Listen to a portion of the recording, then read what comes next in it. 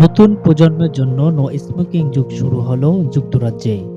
তামাক বিরোধী এক ঐতিহাসিক বিল পাস করেছে দেশটির পার্লামেন্ট, যা বদলে দিতে পারে ভবিষ্যৎ প্রজন্মের জীবনধারা। নতুন এই আইনে বলা হয়েছে ২০০৯ সালের পর জন্ম নেওয়া কেউ জীবনে কখনোই সিগারেট বা তামাকজাত পণ্য কিনতে পারবে না। অর্থাৎ আজকের কিশোর কিশোরীদের জন্য ধূমপান কার্যত স্থায়ীভাবে বন্ধের পথে।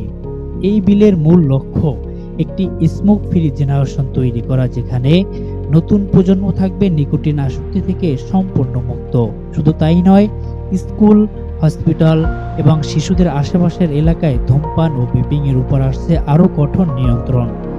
বিশেষজ্ঞদের মতে, ধূমপানের কারণে প্রতি বছর হাজার হাজার মানুষের মৃত্যু হয়। এই আইন ভবিষ্যতে লাখো জীবন বাঁচাতে পারে বলে তারা আশা করেন। তবে সমালোচনাও রয়েছে। কেউ কেউ বলেছেন এটি ব্যক্তিগত স্বাধীনতায় হস্তক্ষেপ করতে পারে। তবুও বিশ্বজুড়ে এই পদক্ষেপকে দেখা হচ্ছে একটি সাহসী ও ভবিষ্যৎমুখী